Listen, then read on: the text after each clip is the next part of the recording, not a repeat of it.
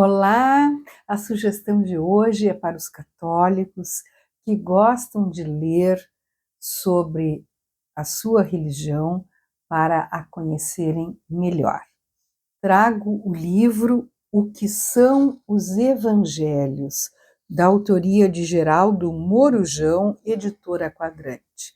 Como podem ver, é um livro muito fininho, mas para mim ele trouxe muitas informações. É tanta coisa que eu não sei se eu vou conseguir falar aqui tudo que eu gostaria. Este livro, ele tem uma introdução, que é, aliás, o Evangelho e os Evangelhos, onde ele vai falar dos 4 evangelhos e de quando eles foram escritos. Depois nós temos o conteúdo e a estrutura dos evangelhos, diferenças e concordâncias entre os 4 evangelhos, a formação dos evangelhos e as características de cada evangelho. Depois nós temos o valor histórico dos evangelhos e, por último, para uma leitura correta e proveitosa. Eu separei aqui algumas informações para mim desconhecidas. Primeiro, a questão dos títulos posteriores à redação de cada obra dos evangelistas. Diz assim: é escusado dizer que também a divisão de cada evangelho em capítulos e versículos é muito recente, e nem sempre a mais acertada. Em capítulos, no século XIII, por Stephen Langton, e em versículos, no século XVI, por Robert Estienne.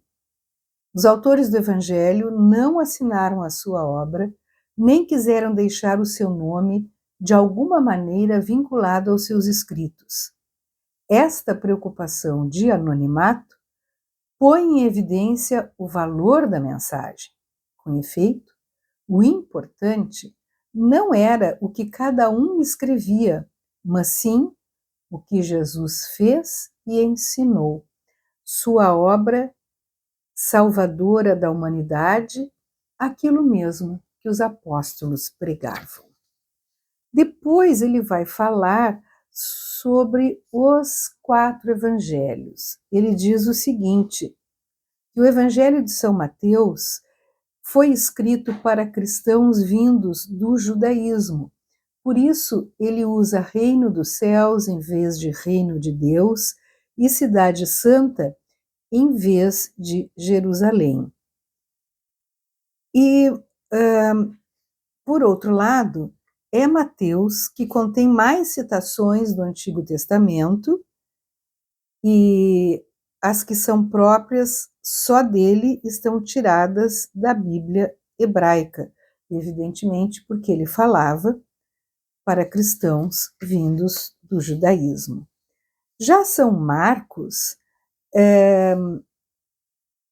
ele é um discípulo de Pedro, e Pedro foi uma testemunha ocular da passagem de Jesus aqui entre nós.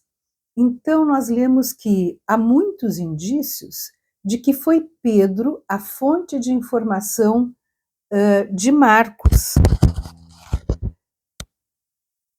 nomeadamente os pormenores realistas que só aparecem em seu evangelho, denotando uma testemunha ocular, que seria Pedro, de quem Marcos foi discípulo. Esse evangelho não se destina a cristãos vindos do judaísmo, mas sim a cristãos de Roma vindos do paganismo.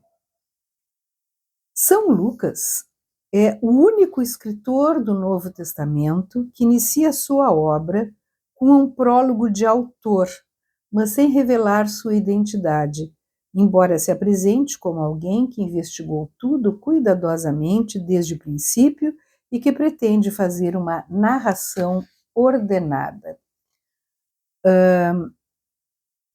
Lucas, seu evangelho, destina-se a cristãos vindos do paganismo.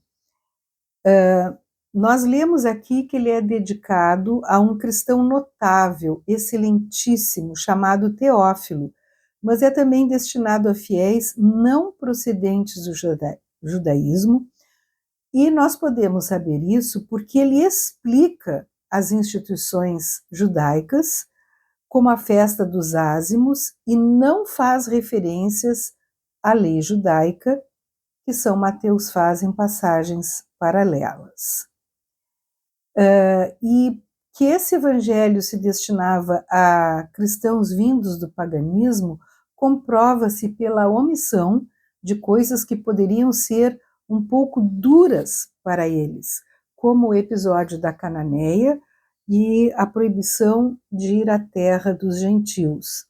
E, por outro lado, por toda parte aparece a universalidade da missão de Jesus, a salvação que Deus preparou ao alcance de todos os povos como luz para se revelar aos pagãos.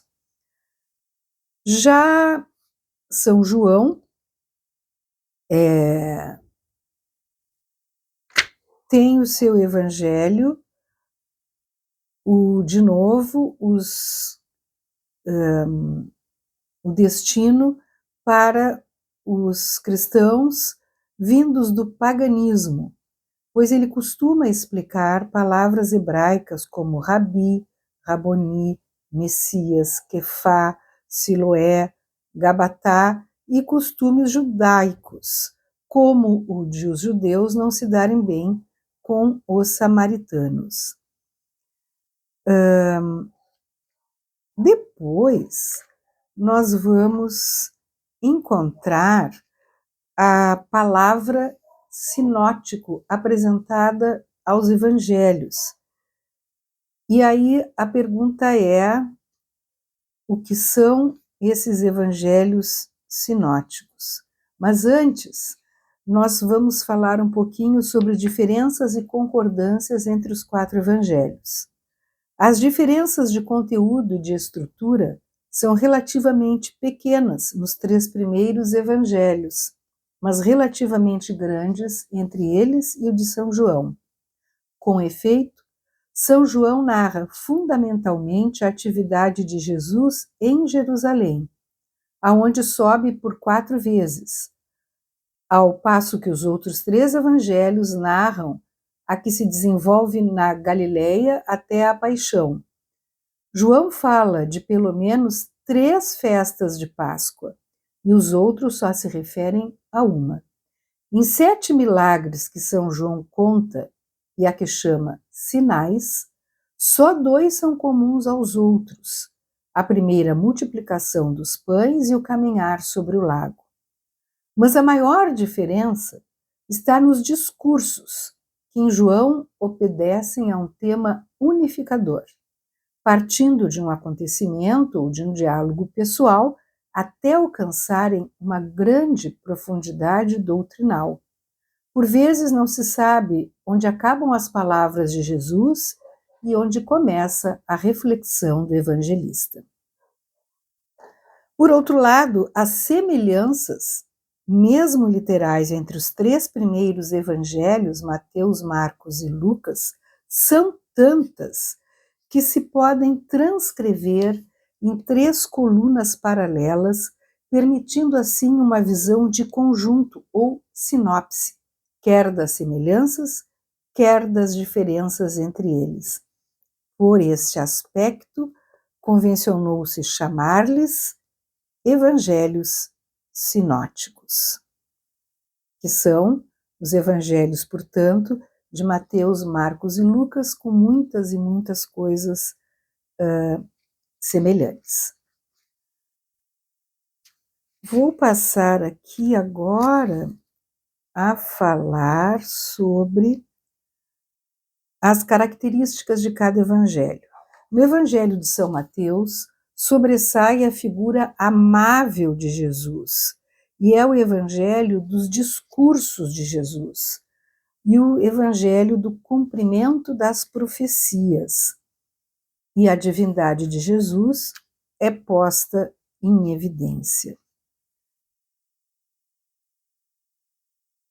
No Evangelho de São Marcos, existem mais pormenores nas narrativas, e Jesus é apresentado como o Filho do Homem, que, segundo consta aqui, é um título mais discreto, que para as multidões poderia soar simplesmente como este homem, um asteísmo para dizer eu, mas que para bom entendedor era um título messiânico com origem na profecia de Daniel, designando um messianismo transcendente.